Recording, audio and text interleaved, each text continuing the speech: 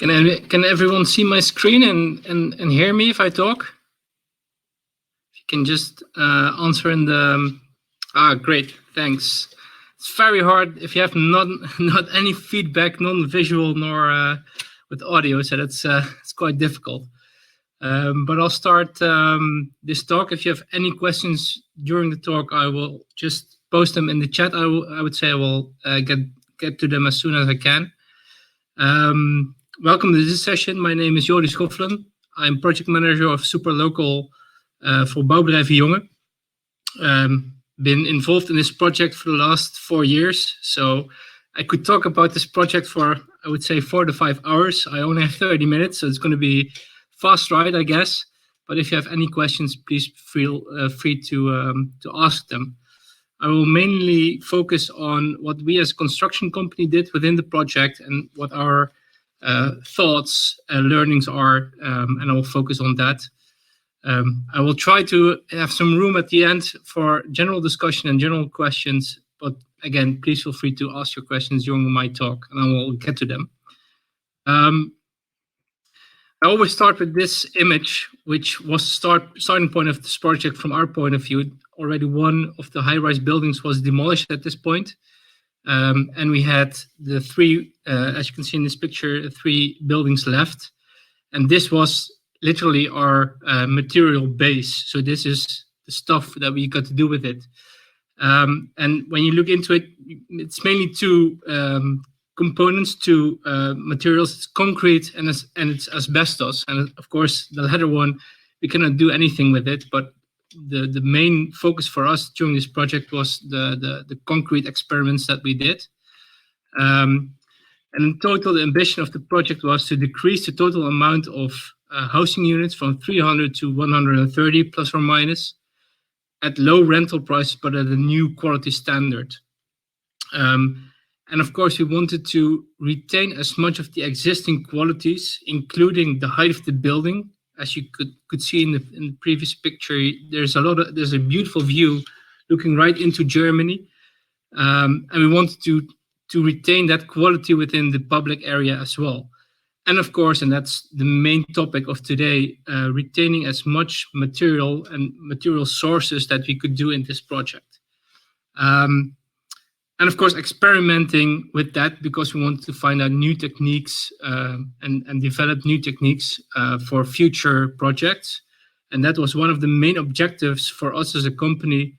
We saw this project as a way to invest in knowledge and also in the experiments that we wanted to do to incorporate more circular building techniques within our, like the normal projects that we do and the products that we have.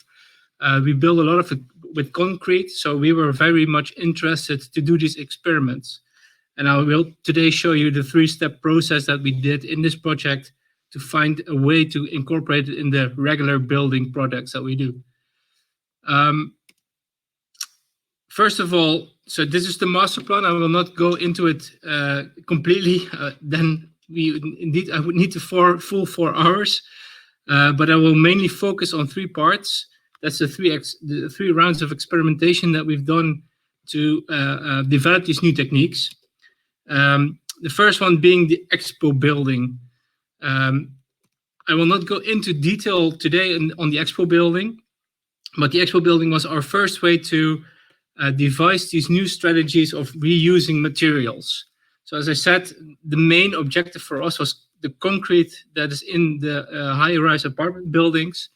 That for us was very much interesting to see what can we do with it, which kind of techniques can we develop to reuse this material and the components of this material. And we already from the start we envisioned that we needed to find different strategies, not only focus on one, but envision different ones. So you got during the design phase of this part of the project. You got these like pie charts of the building, different components, different parts of the existing buildings to reuse in the new project. And you can actually see this here. This is one of the elements or the elements that we got out of the existing building and reused in almost designing with the existing building blocks, designing these new buildings. As I said, I don't want to go into detail at this moment on the Expo building. Also, the Expo building, I could spend about an hour on telling you every single thing. In total, we reused about 30 different materials and products. Some of these strategies have been successful, some haven't. But what is important from this first round of experimentation is that we did this experiment. That sounds quite logical, but I think in the built environment, it isn't. Doing these experiments is something that we are seldomly able to do. And it's very, very valuable in searching ways to find this new, to get to this new built environment is way more circular, way more durable. I think this experimentation phase is very much needed. Learnings from this first phase were that, of course, when you, which was the main objective of this first phase, when you want to directly reuse materials, you have to accept some quality loss. When you directly reuse whatever material source, as I said, we've done about 30 in this project. All of them, you have to accept some quality loss. That can be many different things, but that's not the main point I want to make here. The most important thing that we found out is that the deconstructibility, that is the ease with which you can obtain these materials, harvest materials, that's the main decisive factor in whether or not one of these techniques is actually viable for scale up. And these iterations, experiments, and the testing of these techniques also creates new ideas. And this formation of new ideas is very much important to create this, almost a community of new circular techniques in which we have to develop in the upcoming years. And the next picture might seem a bit frightening during this COVID era, but I think the most important learning from this first project is actually this. It's that we obtained a lot of attention, but also a lot of new ideas with this project. There's something tangible. There's a building, being it a quite peculiar building, but still there's something you can visit. There's something where you can meet up with people, and there's a flow of new ideas from this first tangible project. A lot of new ideas were born. I think that is very important. That if you in this world, if you're searching for new ways, you should not be too shy to try it and actually do it, because if you do it, innovation will follow actually. And what is interesting, I think, is that not only we got a lot of attention and a lot of ideas, but that we also found new ways to finance a project like this. For instance, the UEA program, which helped us to make the jump to the next phase, which made it possible to continue this experimentation and development of new techniques, which would have been impossible if we not have set step one, of course, generating ideas, but also generating the funds to do this. So this next phase, these three housing units, in which the first, the Expo building, you saw that is not a house someone would want to live in.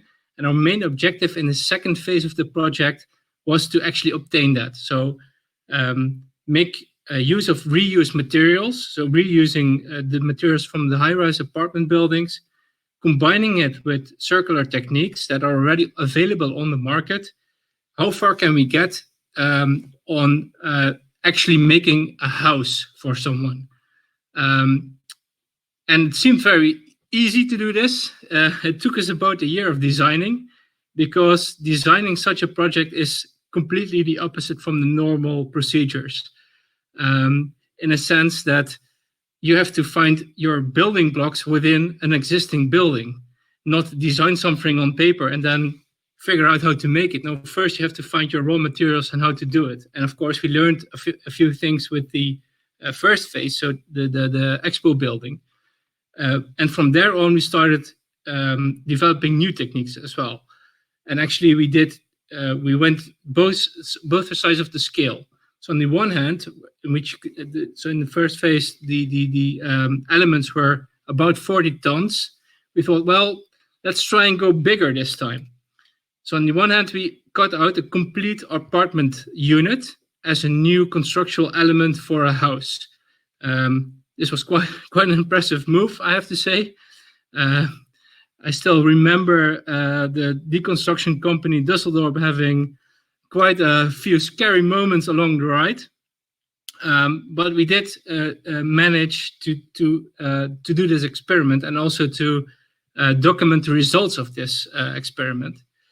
And on the other hand, and this was for us the most interesting part, we also went to the other scale, very small, deconstructing the concrete of the buildings and trying to find ways to make new concrete. So actually recirculating the concrete within the project. So within the project, we made our own small concrete factory, you could say. And in total, we did 4 different recipes of concrete, developed it on site to see how far we could go with only adding very small amounts of new material, being cement, being other materials, to make new concrete. And actually what we found out is that we did some experiments in which we added a very little amount of new material. Highest percentage is about 95% of existing material for making new concrete. And this led us to develop this technique that we developed here. We could reuse also into our existing products. So we can actually make this mainstream, which I'll come back to later. Next to the concrete experiments, we've done about 25 circular building technique experiments in this project. So if I talk about, if you visit the site, you see 3 housing units, I see 25 experiments. So of course, you could live there. It is a complete house, so to say, but I see it as 25 experiments from which we learned how to progress from a more traditional building technique to more circular building techniques. Here you can again see that from the right side to the left, this is our little concrete factory on site. So from making new raw material to making foundational works from that raw material on site. And here you see the result. You can actually see the number 2 is the existing housing unit that we cut out of the apartment building. And the other numbers are different recipes of new concrete that we made from the existing material. But also for the facades of the new buildings, we wanted to find ways to reuse the concrete of the buildings. So as you can see here, this new concrete, these facades are made of the old rubble of one of the apartment buildings. And we also wanted to try to find ways to do this in a more direct manner. So you can see literally these blocks, and we formed them into this facade. And actually, when we were designing this, I had my thoughts on, well, this can only go wrong. But in the end, this is one of the most liked elements of this project. Being a very direct link to the history, you can actually see parts of the building that used to be there. You see the different, almost the aging of the old building in this facade. And so it is one of the most interesting experience, I think, that we've done in this phase of the project.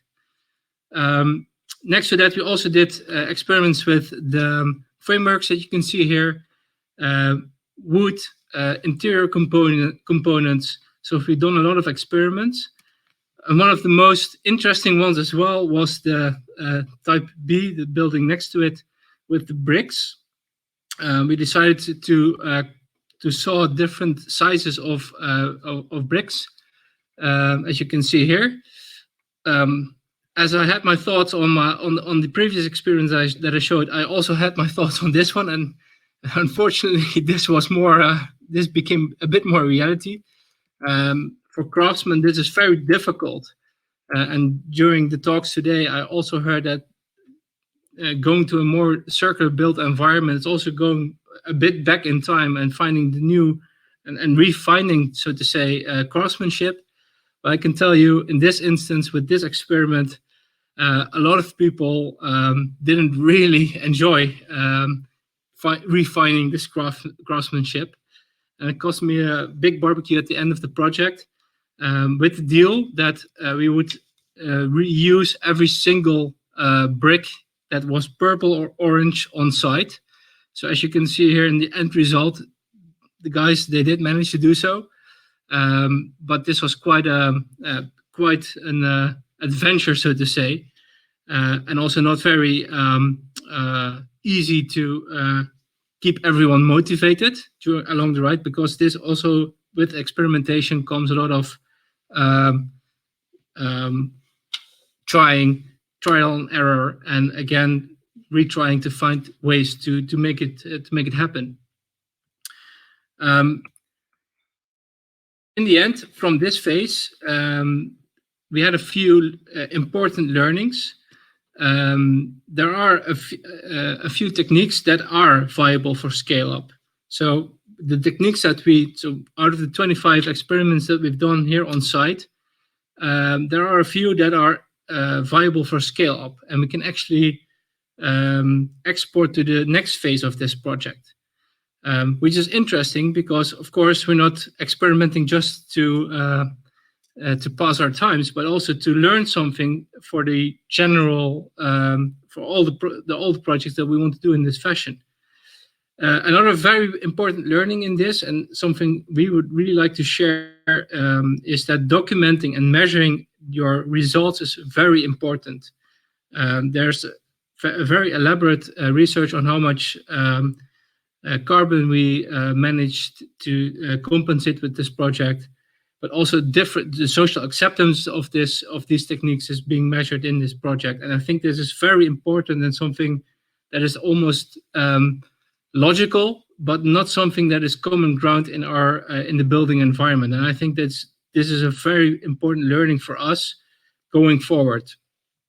And maybe the most important learning from this phase of the project is that we should not only find ways to reuse material that is available, especially in the area this project has been built in. There's pretty much too much of everything, too many offices. There's a lot of vacancy also in housing units, which is kind of strange in the Netherlands, where we have about a huge shortage in housing units, but actually in this neighborhood, there's too much of it, or not in the right qualities.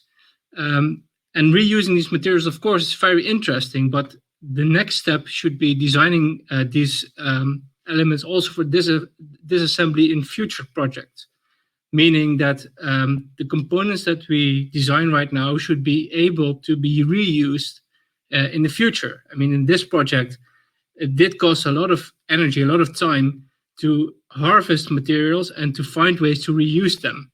And in designing new projects, we should find ways to make that easier.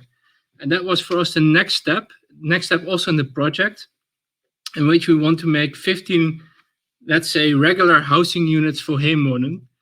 And we wanted to make the jump from 3 to 15. And what we actually did is, of course, as you can see here, this more and more it looks like a regular housing unit, which it is. At the moment, new residents are decorating these 15 houses.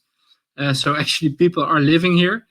And again, it all started with the expo building from 2 to 3 housing units to this. And I see the techniques that we invested in coming to a more complete housing unit in this phase of the project. And what we wanted to do is to find a way to actually make this disassembly possible. And we designed 3 layers, being the construction, being the facade, the outer layer, and the inner layer. And interchangeably, they should be able to disassemble in the future in different time periods. So let's say the facade should be disassembled in 10 years and the construction only in 30 years. That should be possible. And that is something that we were able to do, again, reusing the raw material from the site. So the constructional part, the concrete elements that we made, they are made up out of the ground material that we made on site. So in this case, we made prefab concrete elements out of it. So we found this way to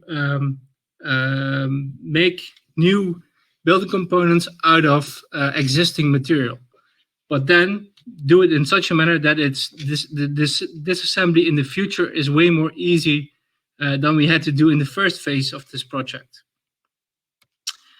In total, we designed 8 components and also research on these components on the financial viability of this in a broader scale, but also the total impact on the environment and also the social factors that come to place with this.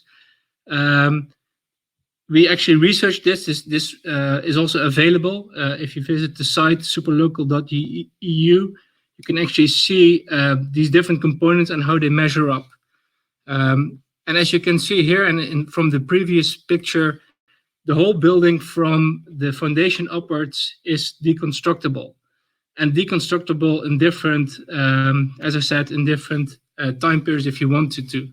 So you can actually interchange the different components of the building in a different manner if you want to. Which is interesting, of course, because then this means that we can actually reuse these components in a way more easy fashion than we did in this project. This is what you get. So it's almost Lego, combining elements. And as I said, the concrete that you see here is made up for a large part, a way larger part than we would normally be able to do from the techniques that we developed during this project. And here you can see it in action. So as I said, it's kind of Lego for big boys.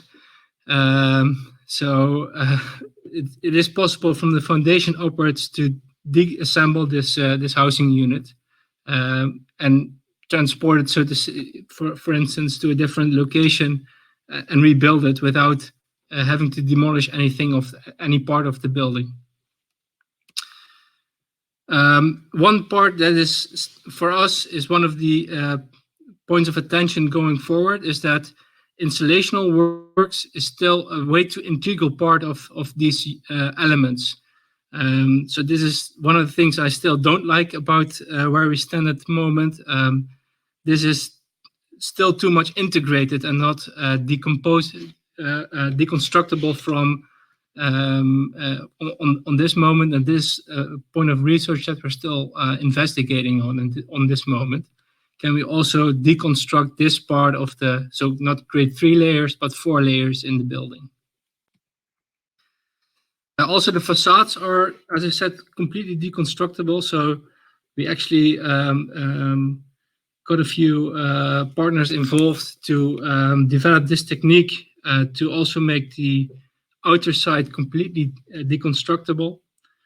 And in the end, so as I said, we can, in a few years' time, we can deconstruct the whole building and set it up elsewhere if you wanted to. And this actually made us think on the size of the components that we use right now. Still is not the best size, so to say. I'm also not saying that superlocal is the most circular way to do it. It's the most circular way we could do it in this project. I think there's a lot of ideas still floating in my head, and also the other partners in this project also have a lot of ideas still to go forward.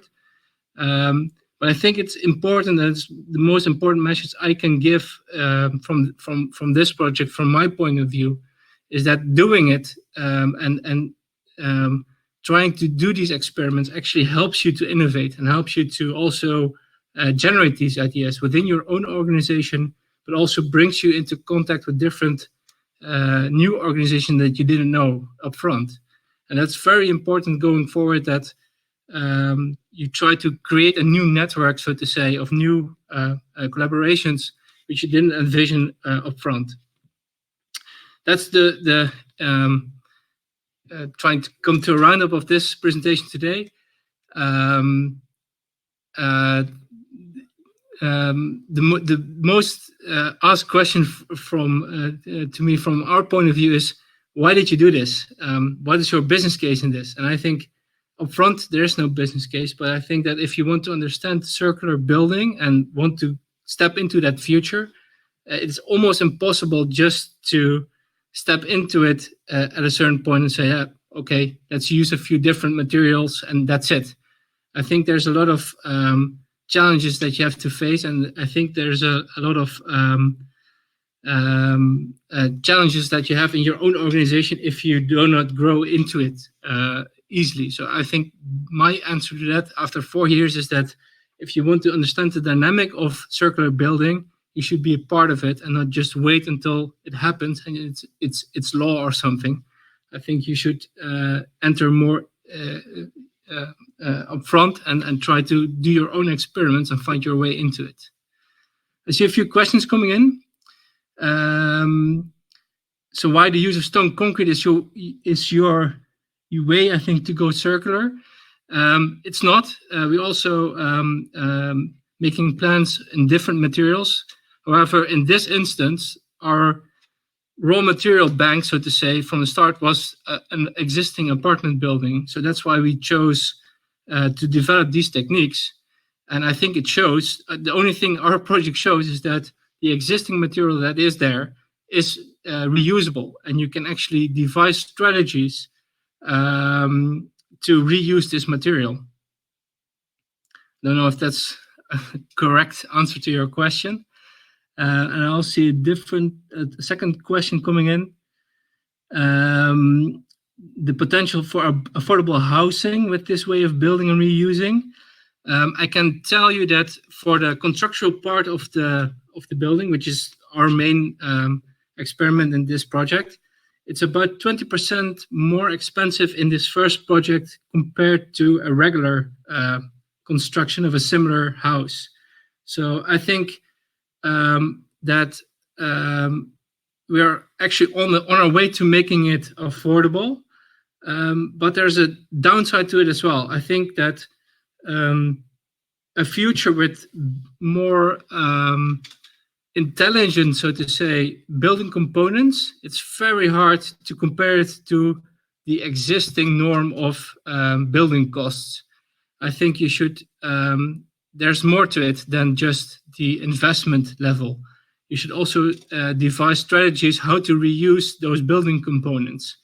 And then it's actually worth investing in maybe more expensive components, but they're also more intelligent, and you should also invest in the method, but also into the strategies for future reuse. And that's why I think that the whole, for instance, a whole wall or a whole floor is not the right size. I think we should go a little bit smaller to be able to have more strategies available for future reuse. I see another question coming in. How can other companies learn from your use techniques and construction products? Yes, there is a place. I think also in this closing conference, there's a virtual tour. And actually all the things that are available. There's a few reports that you can actually look into. And if you cannot find them here in the virtual tour, there's also a website, superlocal.eu, in which a lot of information is available.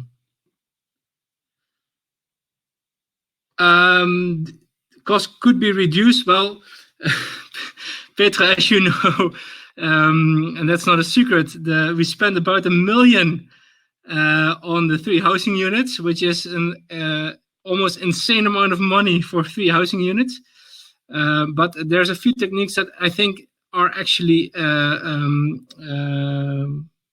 that are economically feasible for scale up, especially with the reuse of concrete. I think that is a scale up that we can actually do. The difficulty right now is not per se in technique, it's more in infrastructure. There's not an existing infrastructure that can actually provide you with enough raw material that you would need for future developments. So I think there's a lot of work to be done in finding the moment in which raw material is available and new developments should take place. And again, I'm not saying that this is the most circular product or way to use products, but if there's excess material, there's excess buildings in the Netherlands, we should also look into reusing these materials and not only focus on finding new materials to be used as a circular housing unit or a circular building. I think that we have almost the obligation to find ways to reuse the existing materials. All right, I don't think that I don't see any new questions coming in. So from my side, I would really like to thank all of you for your attention. And I hope that you learned something from my talk and the talks from the rest of the guys in the project. I've seen a few. And although it's quite difficult for us to explain everything well in English, I do wish you first and foremost a nice day and a nice rest of this closing conference. If there's no more questions, I would like to thank you. And if you're ever near Kerkrade, please visit the project. I think it's quite a nice insight into what could be part of our future.